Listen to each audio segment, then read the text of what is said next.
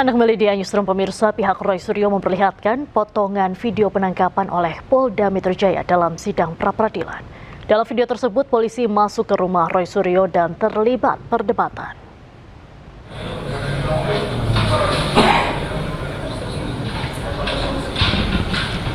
Dalam video yang ditunjukkan Roy Suryo di persidangan, terlihat petugas menggiring Roy Suryo dari lantai 2 rumahnya. Menurut Roy Suryo, saat penangkapan polisi tidak menunjukkan dokumen atau kertas terkait penangkapan atau penggeledahan terhadap Roy Suryo. Roy pun sempat mengajukan protes dan sempat terjadi perdebatan. Permintaan Roy juga tidak diindahkan sampai akhirnya ia dibawa dari rumahnya.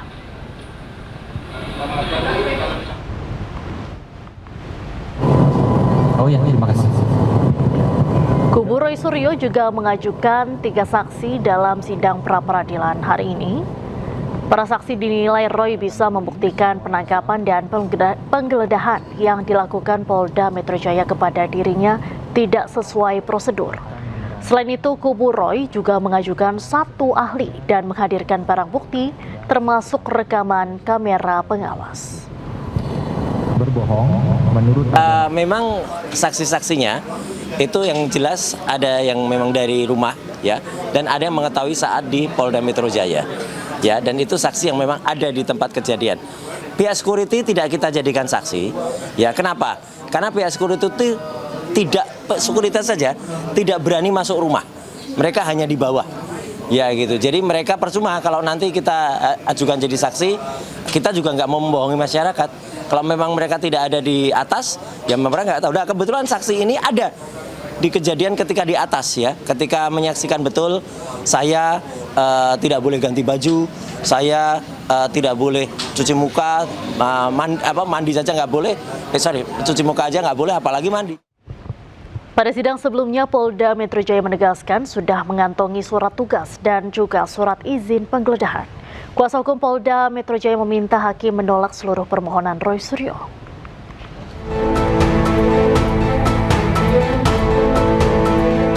Sidang pra-peradilan Roy Suryo Selasa pagi, Polda Metro Jaya dan Kejari Jakarta Selatan sebagai termohon memberikan jawaban. Tim bidang hukum Polda Metro Jaya menyatakan penyidik telah menjalankan seluruh proses sesuai Kitab Undang-Undang Hukum Acara Pidana atau KUHP terhadap penindakan kepada Roy Suryo. Penggeledahan rumah Roy Suryo dilakukan berdasarkan penetapan Pengadilan Negeri Tangerang. Penyidik disebut juga telah menunjukkan surat tugas dan surat izin penggeledahan. Atas dasar tersebut, kuasa hukum Polda Metro Jaya meminta hakim menolak seluruh permohonan pra-peradilan yang diajukan Roy Suryo. Termohon memperlihatkan surat perintah penahanan beserta berita acara penahanan kepada pemohon dan penasihat hukumnya, serta memberikan kesempatan untuk membaca dan menandatangani dokumen tersebut. Namun demikian, baik pemohon maupun penasihat hukumnya kembali menolak membubuhkan tanda tangan. Sidang pra-peradilan diajukan Roy Suryo untuk menguji sah atau tidaknya tindakan penyidik Polda Metro Jaya. Di Jakarta, Tim Liputan iNews melaporkan. Sidang perdana kasus fitnah ijazah Jokowi akan digelar besok dan disiarkan secara langsung. Namun, izin siaran langsung tidak berlaku saat tahap pembuktian atau pemeriksaan saksi.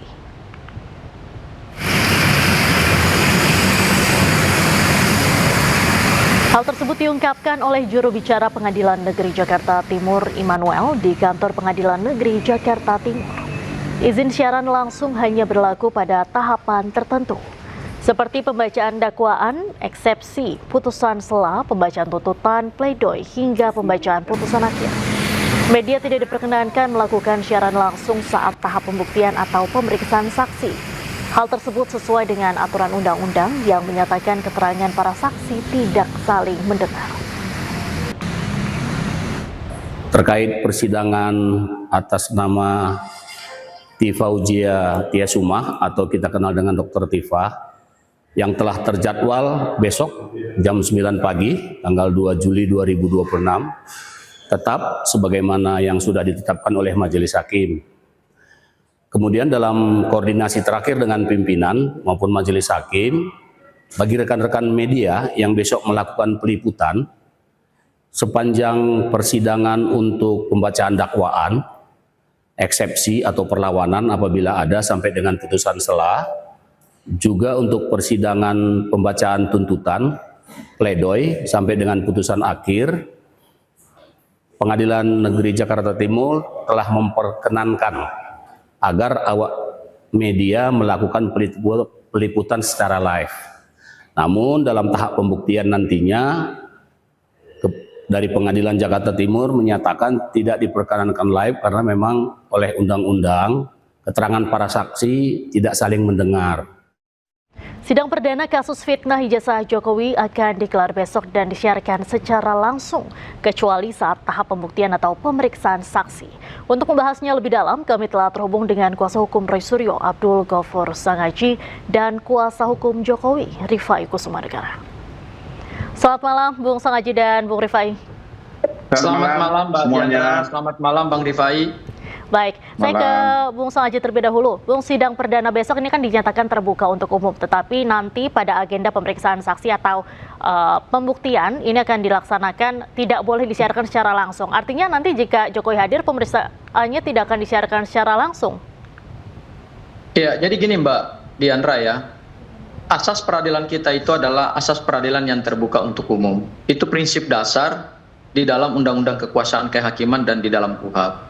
Sidang pidana itu harus dinyatakan terbuka untuk umum. Itu prinsip dasar sistem peradilan kita ya, sistem peradilan pidana kita ya.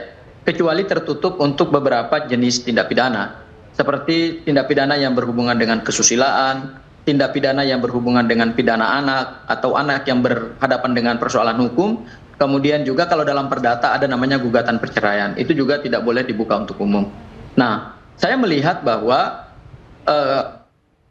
peradilan untuk Bu Tifa besok itu tetap akan dilakukan terbuka untuk umum. Dalam arti terbuka untuk umum itu berdasarkan prinsip keterbukaan di dalam sistem peradilan pidana kita, yaitu publik boleh mengakses, boleh hadir, baik fisik maupun juga lewat media elektronik, boleh menyaksikan. Karena itu memang adalah ketentuan di dalam Undang-Undang Kekuasaan Kehakiman dan juga diatur dalam KUHP. Itu hal yang pertama. Kemudian hal yang kedua adalah terkait dengan peradilan yang terbuka untuk umum. Kalau peradilan yang terbuka untuk umum itu berarti tafsirnya adalah begitu hakim membuka sidang besok untuk pembacaan surat dakwaan, karena persidangan pidana itu dimulai dengan pembacaan surat dakwaan dari jaksa penuntut umum, kemudian nanti didengarkan oleh hakim, juga didengarkan oleh terdakwa dan para kuasa hukumnya.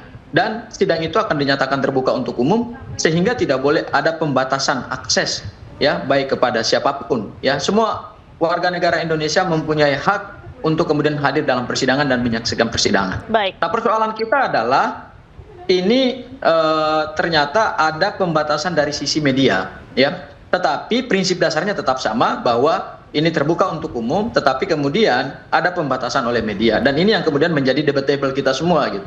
Karena kenapa?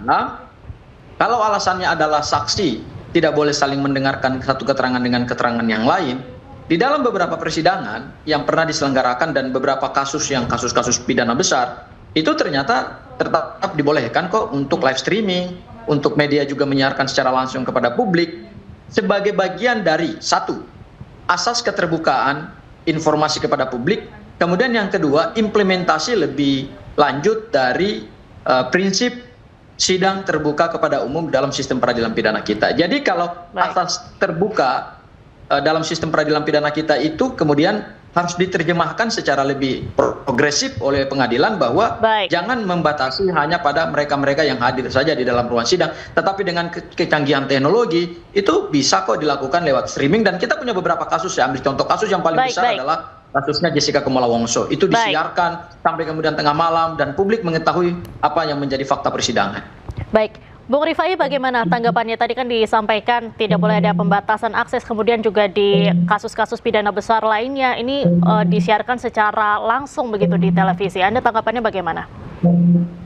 Ya, pertama saya sepakat dengan apa yang disampaikan oleh Bang Ghafur ya, bahwa memang peradilan pidana kita kan terbuka untuk umum ya, memang itu asas yang perlu kita jaga bersama. Sekalipun juga memang ada ketentuan di dalam hukum acara pidana bahwa memang di antara saksi diharapkan untuk tidak saling mendengar karena bisa saling mempengaruhi, dan akhirnya independensinya itu bisa terpengaruh ya. Dan ini juga sebenarnya hukum acara yang berlaku di berbagai negara dan bersifat universal. Nah, memang harus dicari jalan tengahnya ya. Bagaimana agar di satu sisi sifat keterbukaan tidak terdegradasi, tapi di sisi lain juga jangan sampai saksi ini akan terpengaruh oleh keterangan-keterangan sebelumnya. Mungkin jalan tengah yang akhirnya diambil oleh kebijakan majelis adalah dicoba dilakukan semacam delay delay time ya gitu ya. Jadi diberikan jeda waktu antara saat direkam dengan disiarkan. Sekalipun sebenarnya ini kan hanya sekedar menjaga terhadap saksi yang diperiksa di hari yang sama. Ya, tapi kalau saksi yang diperiksa di hari yang lain kan tetap juga bisa melihat gitu. Jadi ya memang sulit ya. Saya pahami betul sulit ya untuk sama-sama menjaga kedua asas ini ya. Dan mungkin akhirnya jalan tengahnya itu yang diambil gitu. Karena mau tidak mau untuk saksi-saksi di hari-hari berikutnya kan tetap bisa melihat ya. Baik. Ini hanya bisa menjaga di hari yang sama saja agar tidak saling melihat gitu ya atau terpengaruh. Dan ini hanya bisa terjaga untuk saksi yang diperiksa di hari yang bersamaan saja. Jadi mungkin ya ini jalan tengah yang bisa diambil oleh majelis dan kami menghormati saja sepanjang memang asas keterbukaannya itu tidak terdegradasi. Mungkin sementara itu, Mbak. Baik, Bung Sangaji, nantinya kalau saat pembuktian gitu, artinya kan ijazah yang akan dihadirkan di persidangan ini tidak bisa disiarkan secara langsung. Dari kubu Anda atau dari kubu Roy Suryo ini cukup puaskah jika ijazah itu hanya dibawa ke persidangan dan tidak ditujukan langsung ke publik? Ya, sebenarnya begini Mbak Diandra ya. Saya barangkali punya pendapat lain ya, bahwa dikhawatirkan saksi saling mempengaruhi itu sebenarnya begini. Kalau saksi saling mempengaruhi, itu harus kita bedakan adalah saksi pada saat belum di BAP. Tetapi kalau saksi yang pernah di BAP dan kemudian keterangannya sudah tertuang di dalam berita acara pemeriksaan, sebenarnya saksi itu akan terikat pada keterangan yang tertuang dalam berita acara pemeriksaan. Berbeda misalnya dengan saksi yang dihadirkan oleh kami, yaitu saksi yang meringankan atau disebut dengan saksi adecharge, yang sama sekali tidak pernah diperiksa, dimintai keterangan dan keterangannya belum tertuang dalam berita acara pemeriksaan. Sehingga bisa saja ada namanya upaya untuk saling mempengaruhi saksi gitu. Tetapi kalau saksi itu pernah diperiksa di Polda Metro Jaya, kemudian berita acaranya sudah ditandatangani juga oleh saksi yang bersangkutan, maka menurut saya berpengalaman pada kasus Jessica Kumala Wongso itu kan tidak ada juga saksi saling mempengaruhi. Karena apa? Karena di dalam proses pembuktian, pemeriksaan saksi itu akan dimulai dari kita melihat BAP saksi gitu ya. Jadi kalau saksi itu sudah memberikan keterangan di dalam BAP ya sebenarnya tidak perlu lagi dikhawatirkan bahwa saksi akan saling mempengaruhi karena saksi terikat pada apa yang dituangkan atau apa yang diberikan di dalam berita acara pemeriksaan dan itu dia mengikat saksi sehingga saksi juga tidak boleh keluar dari berita acara pemeriksaan. Baik.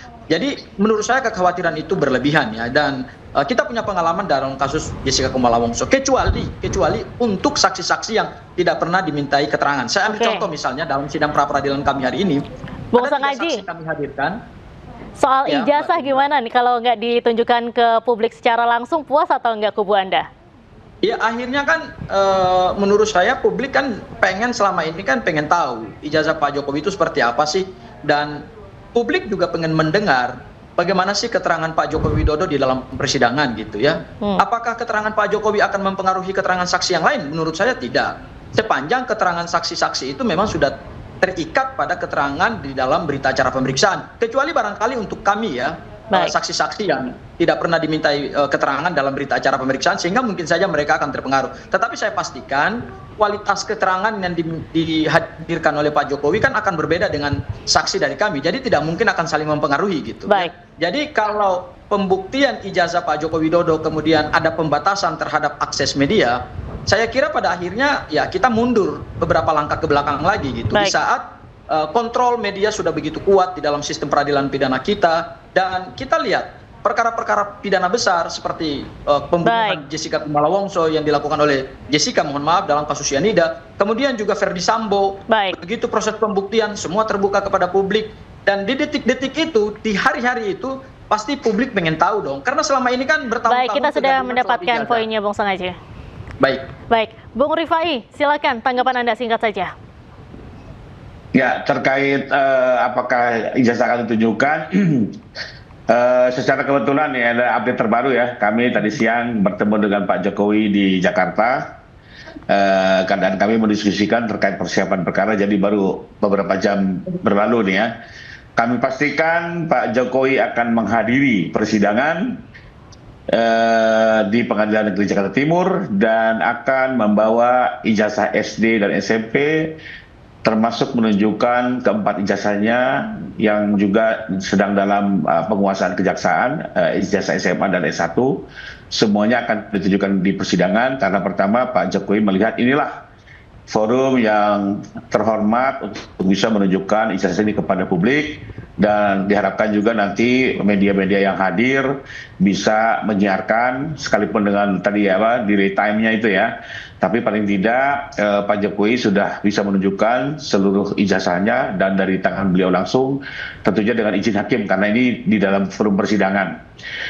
Kedua, beliau juga akan menerangkan terkait dengan perkuliahannya selama ini di Fakultas Kehutanan UGM dan perolehan ijazahnya dari pihak UGM saat wisuda. Demikian. Baik, terima kasih Bung Rifai Kusumanegara dan juga Bung Abdul Ghafur Sengaji sudah bergabung dengan Newsroom malam hari ini. Salam sehat selalu, selamat beraktivitas kembali. Terima kasih. Bapak. Selamat malam Mbak Diandra, Bang Ghafur dan pemirsa. Selamat malam juga Bang Rifai. Pemirsa, Presiden Prabowo Subianto tegaskan hukum di Indonesia tidak boleh jadi alat balas dendam politik maupun mereka yang memiliki kekuasaan. Informasi selengkapnya kami hadirkan usai jeda, tetaplah di Newsroom. Politik. Hukum tidak boleh digunakan untuk kepentingan satu kelompok.